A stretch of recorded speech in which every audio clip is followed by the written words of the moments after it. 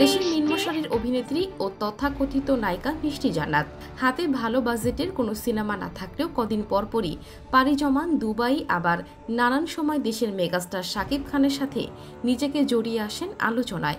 আর এসবকে ঘিরে সমালোচনার তুঙ্গেই থাকেন এই অভিনেত্রী। সম্প্রতি শাকিব খানকে জড়িয়ে আবারও আলোচনায় মিষ্টি জান্নাত।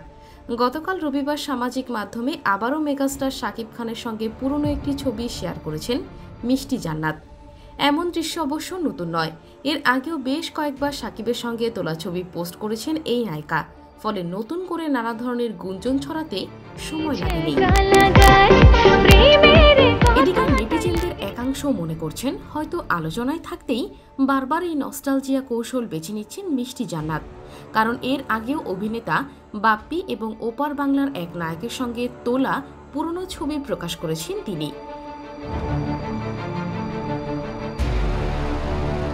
এদিকে মাস কয়েক আগে শাকিবের সঙ্গে বিমান থেকে তোলা বেশ কয়েকটি ছবি প্রকাশ করেন মিষ্টি জান্নাত। তখন তো ঝড়ের গতিতে ভাইরাল হয়ে যায়। মন্তব্য ঘরে 4-4 16 মেলাতে শুরু করেন অনুরাগীরা। শুরু হয় চুল ছেঁড়া বিশ্লেষণ। কেউ কেউ প্রেমের ইঙ্গিতও দেন। এমনকি মিষ্টি জান্নাতকে অপু বিশ্বাস ও বুবলি সতীন তকমা পর্যন্ত জুড়ে দেয়। পরে শোনা যায় শাকিবকে ফ্লাইটে পেয়ে নিজে থেকে গিয়ে সেলফি তোলেন তিনি। সেটাই ফেসবুকে প্রকাশ করে ভক্তদেরও বিভ্রান্তিতে ফেলেছিলেন মিষ্টি জান্নাত। মিষ্টি জান্নাতের এমন কর্মকাণ্ড নিয়ে শাকিব ভক্তরাও ক্ষোভ প্রকাশ করেছেন। তারা বলছেন এবারই প্রথম নয়, এর আগেও শাকিব খানের সঙ্গে নাম জড়িয়ে আলোচনায় থাকার চেষ্টা করেন এই অভিনেত্রী। তবে মিষ্টি জান্নাতের ভক্তদের একাংশের মতে সহশিল্পীর সঙ্গে পুরনো ছবি শেয়ার করাটা একেবারেই স্বাভাবিক বিষয়। কিন্তু মাত্র কয়েক মাসের ব্যবধানে তৃতীয়বার শাকিবের সঙ্গে ছবি প্রকাশ করা নিয়ে এবার উঠেছে নানা প্রশ্ন। গত বছর শাকিব খানের তৃতীয় বিয়ের যখন গুঞ্জন ওঠে তখন শোনা যায় পাত্রী হিসেবে ডাক্তার বেছে নিয়েছেন শাকিবের পরিবার।